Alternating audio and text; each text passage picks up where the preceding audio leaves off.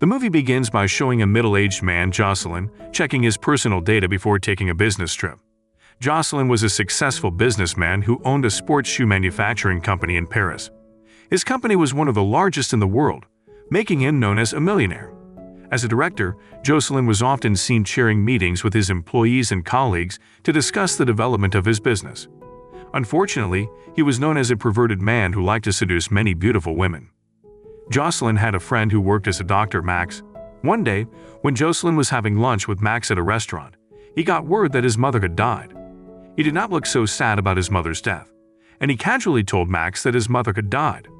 On a funeral day, Jocelyn, wearing a gray suit, entered a convoy of the funeral procession to the burial area. However, after seeing that the deceased's name was not his mother's, he realized he was in the wrong convoy. He immediately left the group. A while later, Jocelyn joined the entourage of his mother's funeral procession. His brother Lucien gave him their mother's house key. Jocelyn then visited his mother's house to reminisce before he sold the house. When he was sitting in his mother's wheelchair while listening to music, one of the new neighbors, Julie, came in after hearing noise from inside the house. Julie was astonished to see Jocelyn, who was dancing in a wheelchair. Jocelyn finally realized her arrival, and Julie introduced herself. As a nurse, Julie offered help to Jocelyn if he needed treatment because she thought he was paralyzed. With his dirty brain, Jocelyn pretended to seek Julie's attention so he could peek at her body wearing minimal clothes. A few days later, Jocelyn returned to his mother's house to start approaching Julie. Jocelyn pretended to be paralyzed and visited Julie's house in his wheelchair. In front of Julie's house, he seemed to have difficulty pressing the house's bell, which was too high, so he stood up to push it before returning to sit in the wheelchair. Julie asked him to come in, and they started chatting. She also invited Jocelyn to go to her parents' house for a family event on Sunday. Jocelyn was quite surprised by the invitation, but he wanted to come there, which is in the countryside at a considerable distance from the city.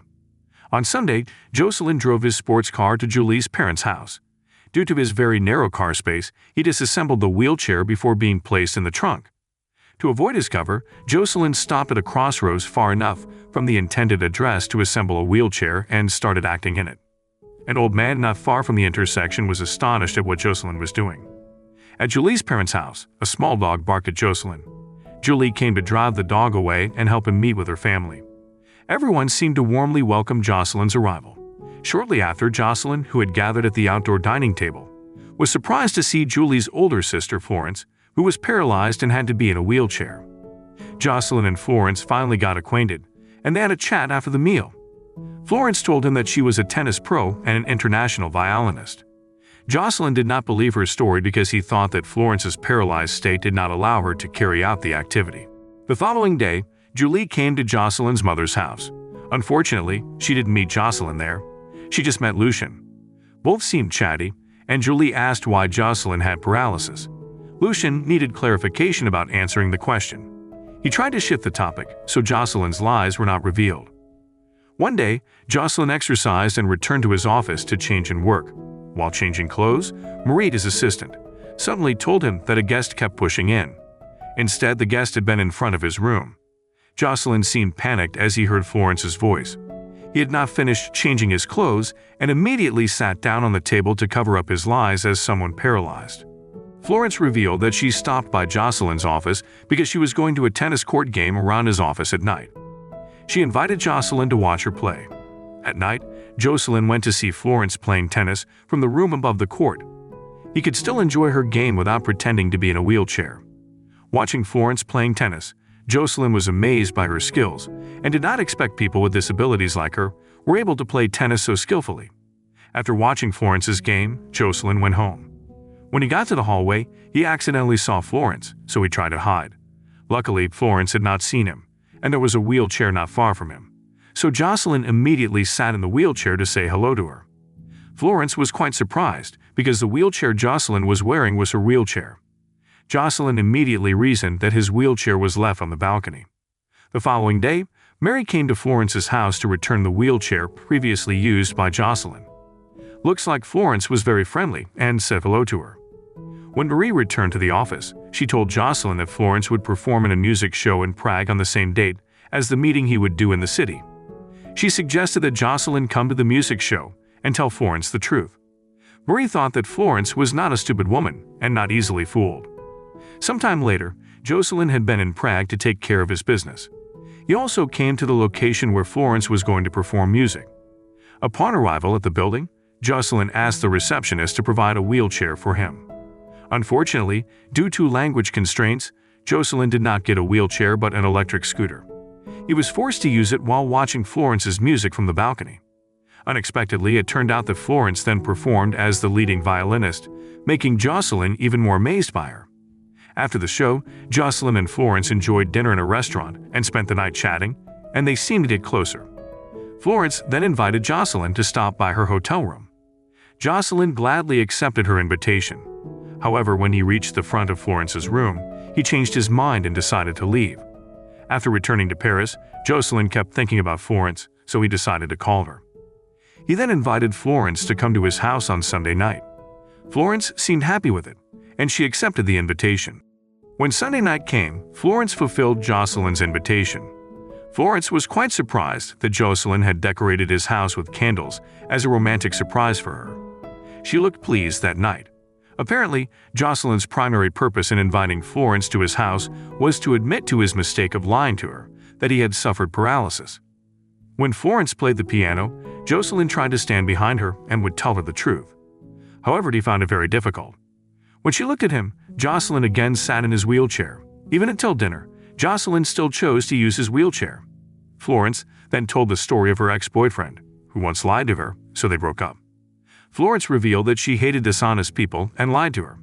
Jocelyn, who was still hesitant to uncover the truth about him, further degraded his intentions after he heard about it.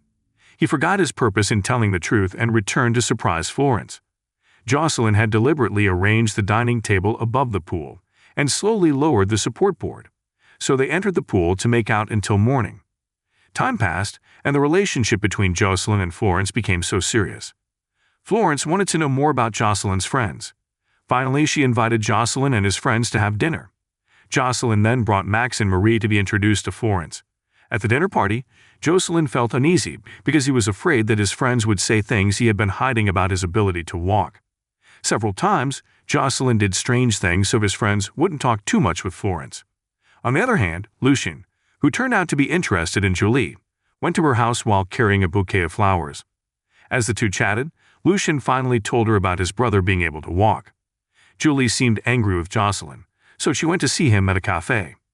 Arriving at the cafe, Julie, who saw Jocelyn waiting for her in a wheelchair, immediately slapped him in public. Jocelyn was surprised that Julie did that. After hitting him, Julie instantly became the center of everyone there. She said she felt better after slapping the cripple in front of her. Jocelyn then asked her why she was angry with him. She then explained that she had known all the lies Jocelyn had done to her and her family, especially her sister.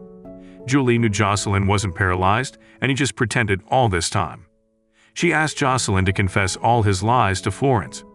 After the incident, Jocelyn didn't immediately see Florence and reveal the lies he was making. Instead, he was seen having lunch with Max at a restaurant and explaining that he could actually walk if she didn't know how to explain to Florence. Jocelyn then had an idea to go on a religious trip with Florence to Lourdes. In his plan, Jocelyn would pretend to have a miracle so he could suddenly walk. That way, he no longer has to cover up his constant lies. When Julie was accompanying Florence, who was shopping for clothes, she told Florence about Jocelyn, who had been lying to them and pretending to be paralyzed. Surprisingly, Florence had known about it since she first met Jocelyn at a family party. She deliberately didn't bring up anything in front of Jocelyn about his lies because she saw that Jocelyn wanted to always try to make her happy with his lies. Florence also added that she felt pleased because someone loved her sincerely regardless of her physical deficiencies.